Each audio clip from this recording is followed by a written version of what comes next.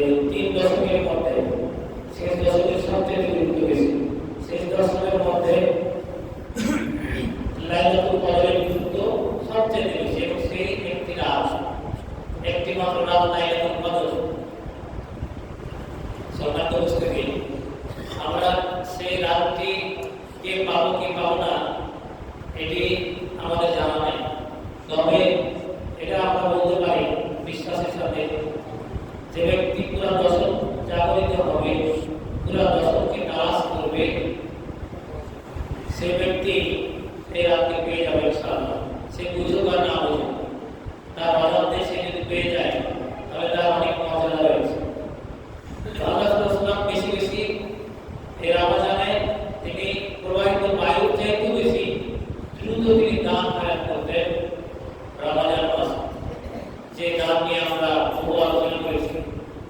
সাদাকাতু তুফিউ খাতিয়াত, এই সাদাকা দান খয়রাত মানুষের পাপকে এমনভাবে মোচন করে দেয়, কাদা তুফিউ বাউদা যেভাবে পানি আগুনকে নিবারিত করে দেয়, এই দান খয়রাত সেভাবে মানুষের পাপকে দূরীভূত করে দেয়।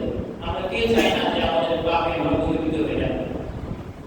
যদি চাই মনে প্রাণে, তাহলে আমাদের দানের খয়রাত বেশি বেশি দান করতে হবে। এই রমজান মাস দানের মাস। অনেকে আশায় থাকে যারা বিভিন্ন বাহানাবাজিতে সারা বছর পার করে দিলাম, রমজান মাস আসুক তারপরে আমরা দান করব, তাদের সেই সময় চলে এসেছে। তারা যদিও অনেকে এর আগে মৃত্যুবরণ করেছে, সেই সময় পায় না, কিন্তু আসার পরেও কিন্তু আমরা সেই কথা দিয়ে কথা রাখলাম না, বলার পরে দান করলাম না। এই দানের যে কি মর্যাদা, যা বলে জুমা পার হয়ে যাবে, মাস পার হয়ে যাবে, শেষ করা যাবে না।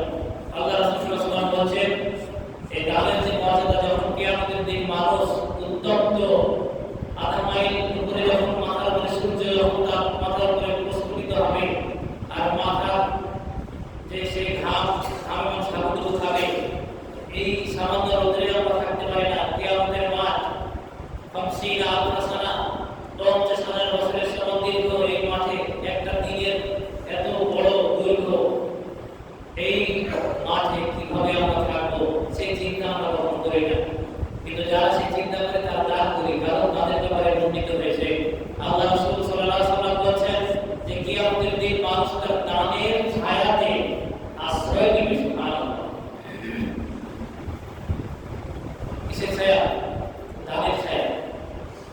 আমার আপনার কোনো ছায়া থাকবে না, কোনো খাট থাকবে না, কোনো গায়ে থাকবে না, কোনো এসি থাকবে না, কোনো সুযোগ নেই।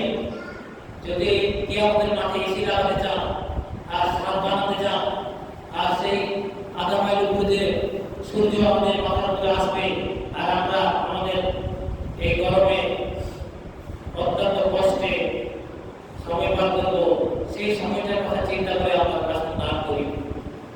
এই রমজান মাসে আবার সেই ফজিলতগুলো আরো বেশি হয়ে যায়, মর্যাদাগুলো বৃদ্ধি পায়। আল্লাহ সুবহানাহু ওয়া তাআলা এই দানের ফজিলতগুলোকে বহু গুণে 700 গুণে বৃদ্ধি করে দেন এবং অবলিত হাদিসে বর্ণিত হয়েছে যে এই দান যখন মানুষ করবে, তার দান কিয়ামতের দিন তার জন্য ছাদ হয়ে যাবে, ছায়া হয়ে যাবে। সেই ছায়াতে এই কঠিন রৌদ্র তপ্তদাহে মানুষ তার শীতল ছায়া, তাদের ছায়াটা আশ্রয় নিতে পারে। আমরা চাই না যে কিয়ামতের মাঠে আমাদের মাথার উপরে ছায়াটা হোক। আবার দান করে মানুষকে জানানোর অভিপ্রায়, তাহলে কিন্তু আমার দানটা শেষ হয়ে গেল। মানুষকে জানানোর অভিপ্রায় যদি থাকে, আল্লাহ তাআলা বলছেন ইসতিগফার আলানিয়া, গোপনে এবং প্রকাশ্যে দান করো। হাদিসে এসেছে আল্লাহ রাসূল বলেছেন তুমি গোপনে দান করতে পারো, প্রকাশ্যে দান করতে পারো, তবে প্রকাশ্যের চেয়ে গোপনে দান করা বেশি উত্তম, রিয়া থেকে মুক্ত হওয়ার জন্য বেশি উপযোগী। অথচ আমরা দান করে শুধু এটাকে মানুষকে জানাতে চাই আমি এত টাকা দান করলাম, দান হবে গোপনে। আর জানালেও নিয়ত খালেস থাকা লাগবে, জানানোর বিষয় নিয়ে বাড়াবাড়ি করা যাবে না। কারণ আমি যে দানটা করেছি মানুষকে জানানোর চেষ্টা করছি, এর চাইতে বহু বেশি দান আরো অনেক করেছে। যার যতটুকু সামর্থ্য সে সেভাবে দান করবে, গোপনে করলে সবচেয়ে বেশি উত্তম। কিয়ামতের দিন আমাদের যাদের ইচ্ছা হয়েছে যে দানের আশ্রয় নিব, দানের ছায়ায় আশ্রয় নিব, তাদের উচিত এই রমজান মাসে সুযোগ গ্রহণ করা।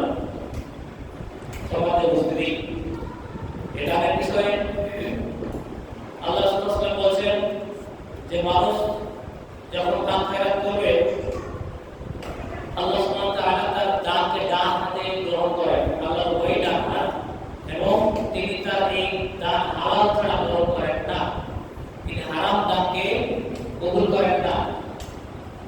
তিনি হালাল দানকে গ্রহণ করে একে লালিত পালিত করেন, যেভাবে মানুষ তার ছাগল গরু লালিত পালিত করে সেগুলো অনেক কুমুরে বৃদ্ধি করে সে উন্নতি করে।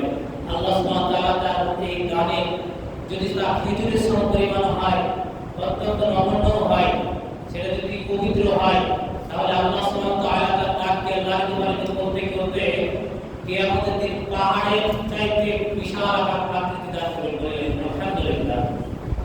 কত বড় আল্লাহ তার বান্দার প্রতি দয়াবান, এবং তাকে সেই ছোট্ট দানকে লালিত পালিত করে কিয়ামতের দিন মুক্তির কারণ হিসেবে দান করবেন বলে আলহামদুলিল্লাহ। সমাজ উপস্থিতি, আমরা আমাদের নিজের মুক্তি চাইলে আমরা পাওয়ারফুল একটা ইবাদত দান করতে পারি।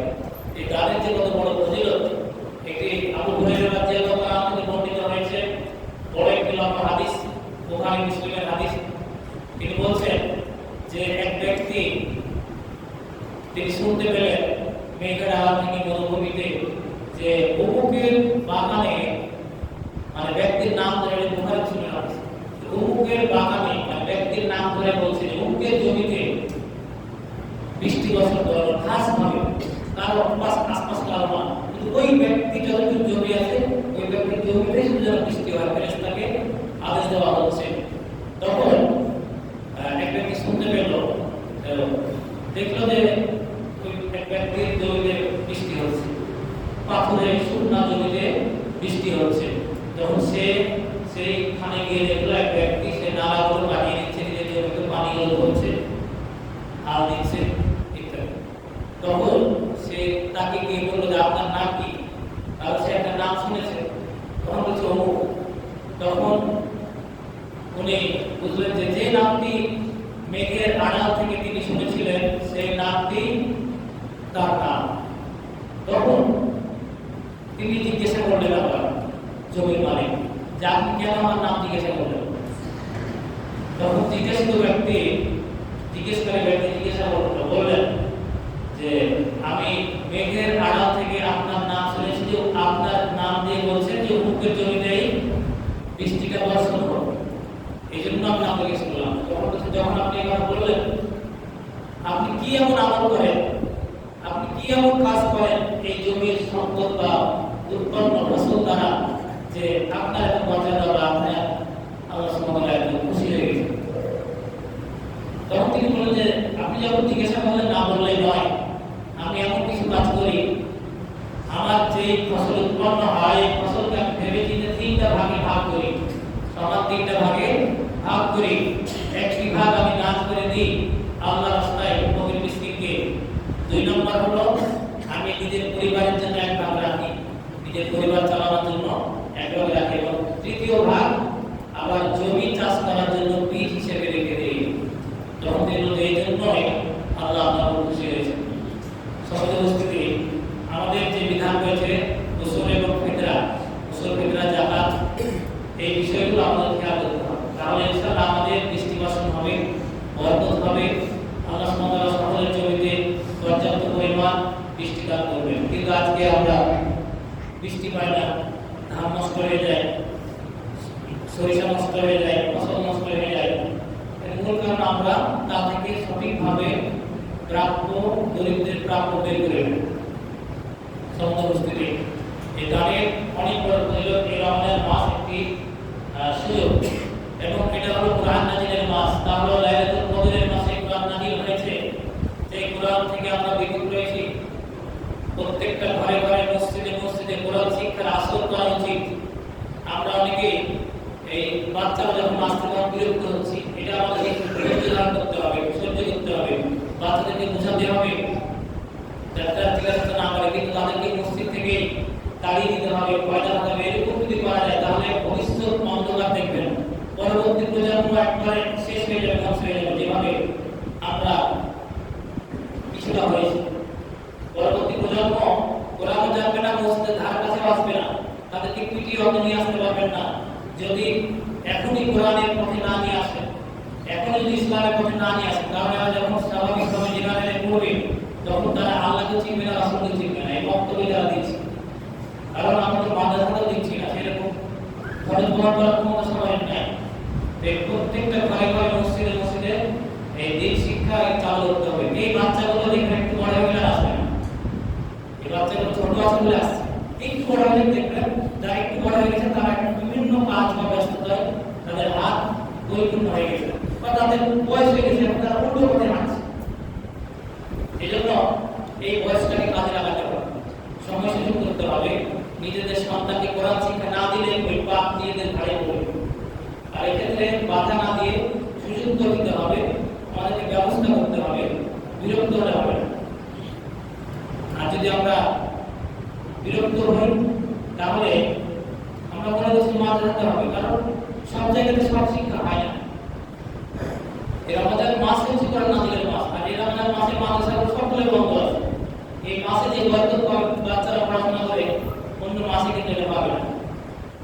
এজন্য আমরা নিজ দায়িত্বে নিজে কোরআন শিখব এবং আমাদের যারা কচিকাঁচা রয়েছে বাচ্চারা তাদের কোরআন শিখাবো, এটা আমাদের ঈমানের দাবি।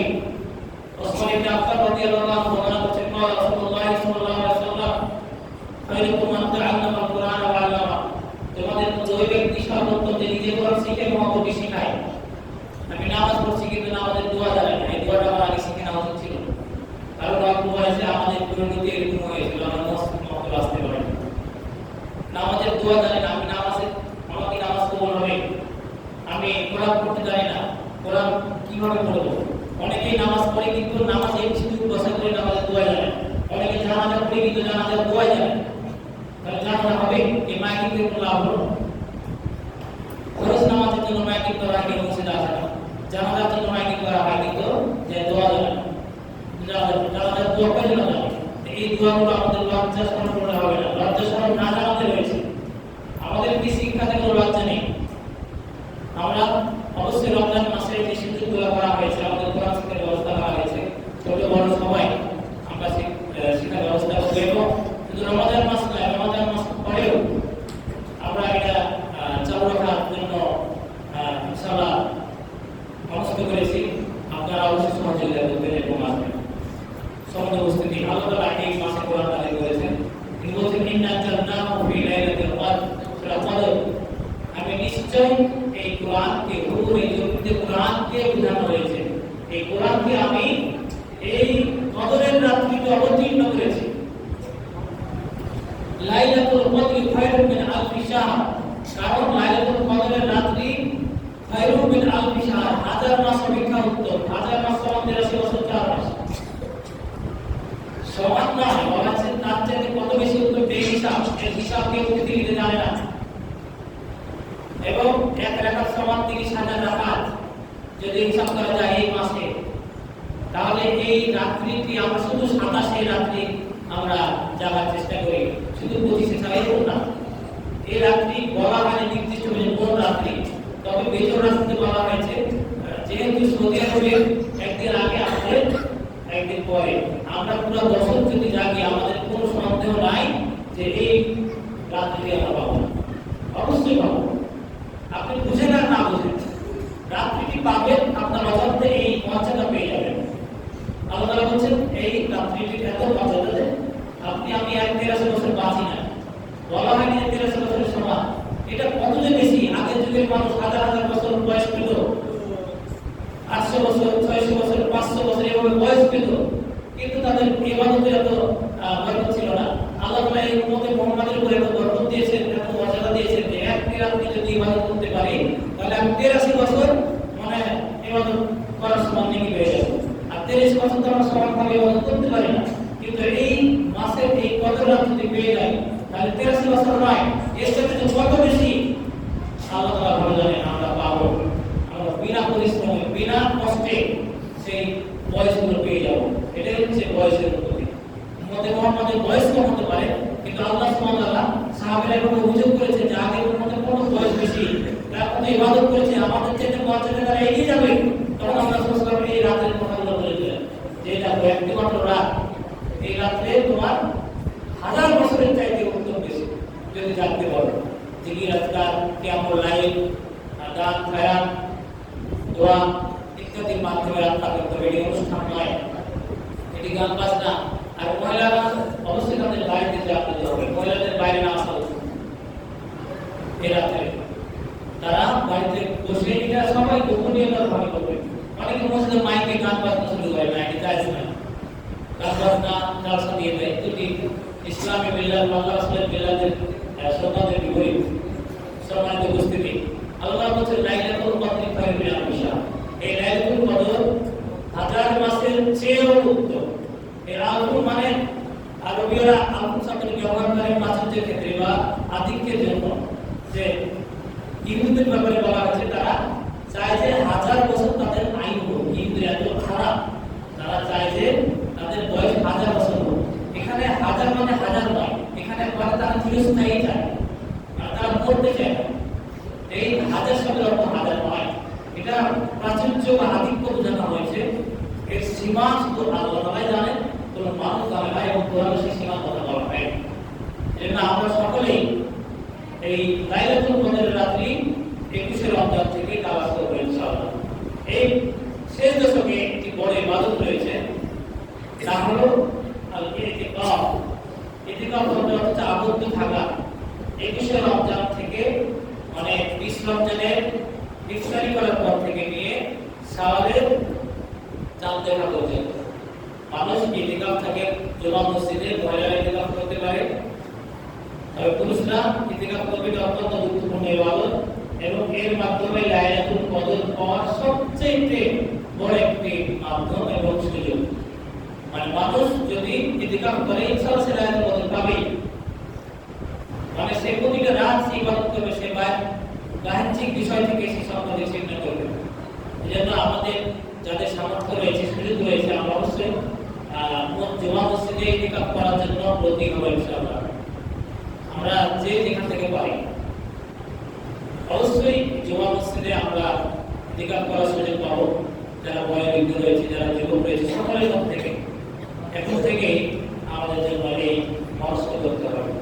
আর ইতিকাফ আবার কেউ কেউ বলেন যে সাহারি থেকে নিয়ে 21 রমজানের পরে 21 রমজানের সাহারি থেকে নিয়ে শাওয়াল চাঁদ দেখা হবে।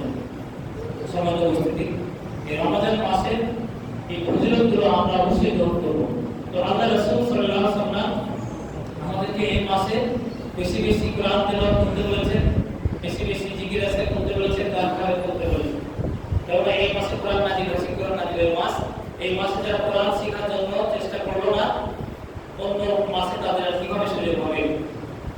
তো আল্লাহ তাআলা বলছেন খায়রুল নাসির তানাজ্জালুল মালাইকাতু ওয়ার রূহ। এই মাসে এই দিনে তানাজ্জালুল মালাইকাতু ওয়ার রূহ, রূহুল আমিন, রূহুল কুদুস হযরত জিবরাইল আলাইহিস সালাতু ওয়াস সালাম তিনি আল্লাহ রাসূল সাল্লাল্লাহু আলাইহি ওয়াসাল্লাম যখন জিন্দেগি থেকে বেঁচেছিলেন তখন ওহী নিয়ে তিনি নাযিল হতেন। তারপর থেকে লাইলাতুল কদরের রাত্রি ছাড়া আপনি জমিনে আসেন না। তো লাইলাতুল কদরের রাতে অসংখ্য তানাজ্জালুল মালাইকা, অসংখ্য ফেরেশতাদেরকে নেতৃত্ব দিয়ে এই রূহুল কুদুস ফেরেশতা, পবিত্র আত্মা, বিশ্বস্ত ফেরেশতা তিনি ওহীর দায়িত্ব প্রাপ্ত। তিনি এই মাসে এই লাইলাতুল কদরের নাযিল হওয়ার এই জমিনে ফিহা বিইذনি রাব্বিহিম মিন কুল্লি আমর, এবং আল্লাহ সুবহানাহু ওয়া তাআলার আদেশকৃত বিষয় নিয়ে তিনি নাযিল হন। সালামুন হিয়া হাত্তা মাতলাইল ফাজর। এবং তারা যখন এই পৃথিবীতে আগমন করে তখন আল্লাহ সুবহানাহু ওয়া তাআলার পক্ষ থেকে বরকত, রহমত নাযিল হয়। সালাম মানে শান্তি অতীত হতে থাকে। ফিহা বিইذনি রাব্বিহিম মিন কুল্লি আমর সালামুন হিয়া হাত্তা মাতলাইল ফাজর। কতক্ষণ পর্যন্ত রহমত শান্তি বর্ষিত হতে থাকে? মাতলাইল ফাজর, ফজরের আযান দেওয়া পর্যন্ত, মানে ফজর উদিত হওয়ার সাথে সাথে হওয়ার আগ মুহূর্ত পর্যন্ত মানুষ যখন সাহারির খাবার খাওয়া শেষ করে দেয় তখন পর্যন্ত শান্তি বরকত নাযিল হতে থাকে। তাহলে এই রাত্রিটি কত গুরুত্বপূর্ণ রাত, যে রাত্রে আল্লাহ সুবহানাহু ওয়া তাআলা অগণিত আমাদের সওয়াব দান করেন। সেই রাত্রে যে আমরা ইবাদত করতে পারি,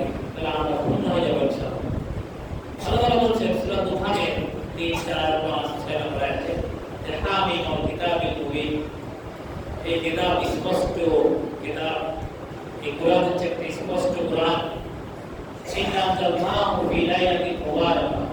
আমি এই কোরআনকে একটা বরকতময় রজনীতে নাযিল করেছি।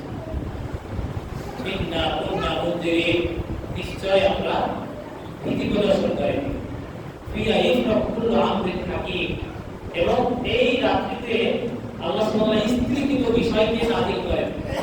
মানে এই লাইলাতুল কদরের রাত্রিতে আল্লাহ সুবহানাহু ওয়া তাআলা এক বছরের তাকদীরকে, মানুষের হায়াত মওত, কোন এলাকাতে কতটুকু কাজ জমিতে কতটুকু ফসল হবে, কার তাকদীরে কি আছে, কে মরবে কে বাঁচবে, কার পরিস্থিতি কেমন হবে, এভাবে আবার সামনে আগত লাইলাতুল কদর পর্যন্ত একটি বছরের হিসাব নিকাশটা এই মাসে আল্লাহ সুবহানাহু ওয়া তাআলা নাযিল করেন ফেরেশতার মাধ্যমে।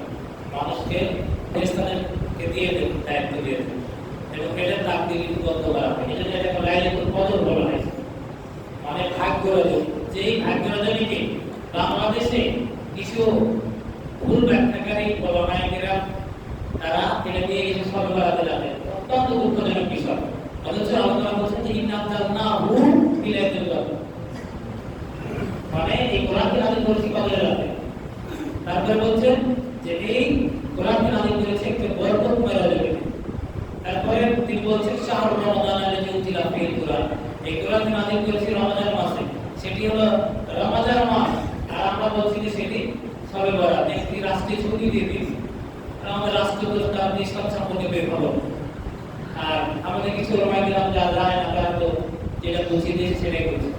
সবে বরাত মানে কি ভাগ্য রজনী, এটা কি শাবান মাস না রমজান মাস? এই জন্য কোরআনের আয়াতই নাযিল হয়েছে, সূরা নাযিল হয়েছে যে ভাগ্য রজনী বা লাইলাতুল কদর। সবে বরাত হলো আরবি শব্দ, না সবে বরাত শব্দটা আরবি ফারসি শব্দ। লাইলাতুল কদর মানে ভাগ্য রজনী। এই ভাগ্য রজনী কিভাবে এটি শাবান মাসে আসে, এটা অত্যন্ত দুঃখজনক বিষয়।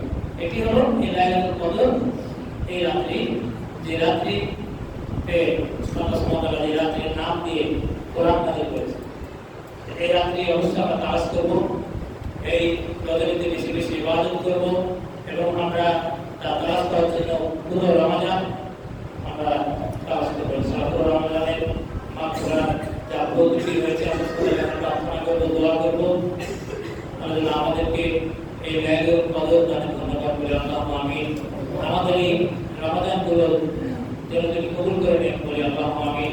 আমাদের যে দান খয়রাত আমরা করেছি বা করব, আল্লাহ যেন আমাদের এই দান খয়রাতগুলো আমাদের মুক্তির ওসিলা হিসাবে পরকালে কিয়ামতের